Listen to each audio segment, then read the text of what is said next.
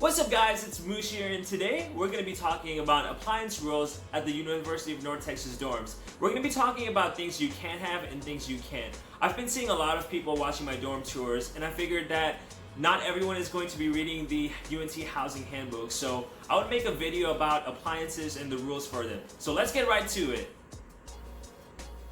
So if you open the Housing Handbook and look through it, you'll notice that it says every single appliance that you have that is electronic can't be more than 1,000 watts, and it can't have an open heat surface. So if you have something like a griddle or a hot plate, you can't have those. Instead, you have to have electronics that can have covered heating.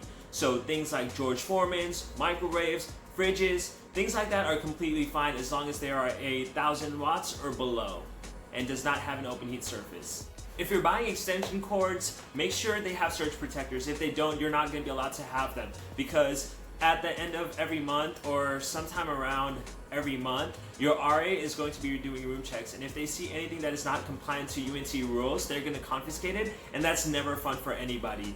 If you're thinking about getting lamps or anything like that that is lighting related, make sure that those aren't heat generating things like halogen lamps. Instead, you can have LED lights and LED lamps. Make sure they have an on and off switch. You can have battery powered fairy lights, but Christmas lights are not allowed. In terms of pinning things on the wall, we recommend using command strips, because if you're using thumbtacks at the end of the semester, you're going to have to fill it up and paint it all over again. That's a lot of work. If you get a command strip instead, you can just peel it off at the end of the semester and it almost leaves no marks behind, which is really nice too. Other than talking about lights and also electronics that comply with UNT rules, some things to also consider in are scented things like scented candles. If you're like me and you love scented candles, unfortunately you're not going to be able to have them when you're living on campus. Instead, I recommend investing in something like a plug-on scent, or just buying scent sprays, or you can buy an oil diffuser.